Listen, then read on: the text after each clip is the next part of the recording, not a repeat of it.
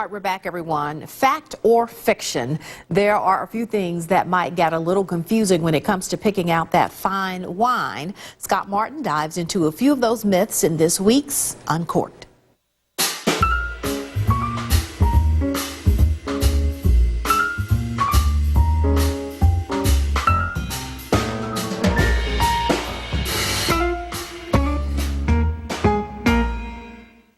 Hey everyone, we're back with Bobby, and today we want to talk a little bit about something a little bit different, some misconceptions that some folks have about wine. Yeah, absolutely.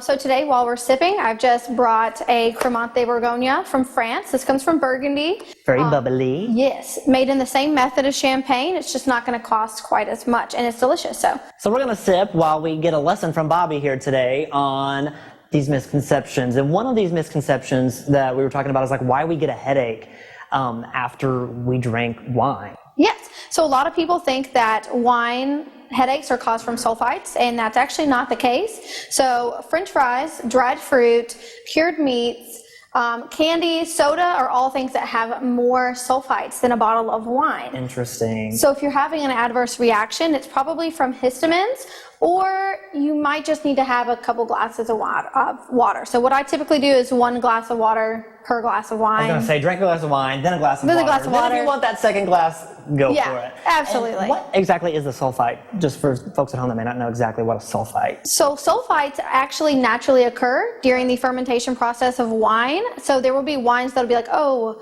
this is sulfite free, and that's just not accurate. They just haven't added any extra sulfites, but they naturally occur. So it's also weird to think that French fries, because I love French fries, have more sulfites. So lots of processed food. French fries in my diet, just add a glass of wine or something. Yeah, absolutely. And that's just to keep it preserved and from spoiling. And then another thing, the aging of wine.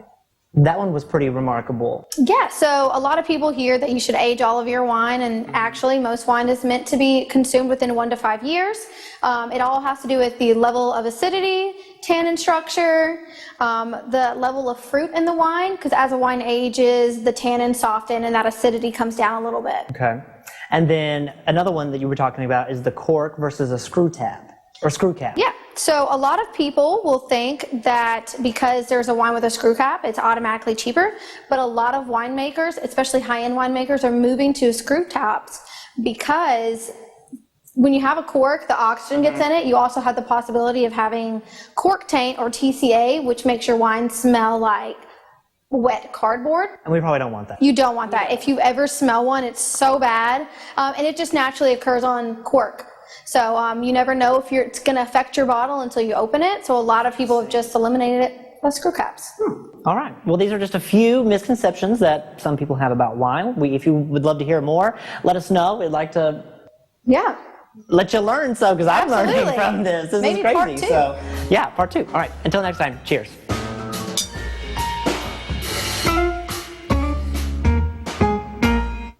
Coming up, Harriet Tubman's story hits the big screen this weekend. A preview of the movie when we come back.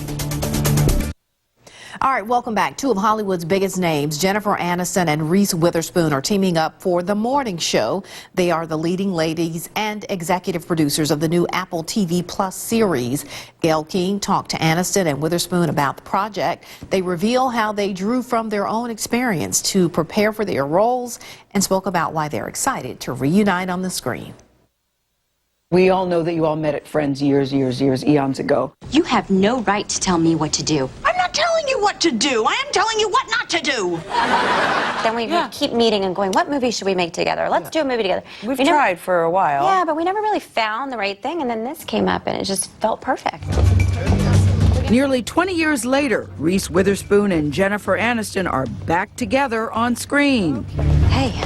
Co-starring as news anchors in The Morning Show. My life just ended for no good reason. The series was already in development when the storyline changed. This whole other sexual harassment stories started coming out within the news world, and then we just were like, we have to do this, and we have to address it.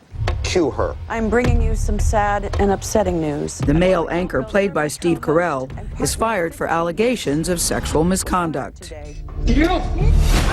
And we all know there's a big old elephant on the couch because CBS was part of the Me Too movement. None of us thought we'd be there either, but here we are. And so when that happened, and those stories started breaking, did you guys go, I can't believe this is happening as we're doing this? Because it does change the game. It did completely. We had to pause and kind of rethink and regroup, and it was very important how we sort of hit this in terms of tone, to not try to take any sides or be, too black and white. Just for a second, let's look at the larger context of #MeToo. I feel that people are screaming for an honest conversation. I think this is happening in real life, where men are looking at each other saying, I wasn't as bad as that guy. Yes. So what is the message, if any, that the show is trying to send about that? There are the absolute monsters consciously doing these disgusting things, and then there's the narcissists that just assume every woman wants to, and of course you're going to come to my...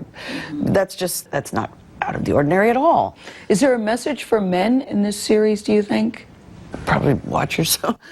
Check yourself at the door. I am curious about the redemption, or is there room for redemption in due process of men? It is something I think about a lot.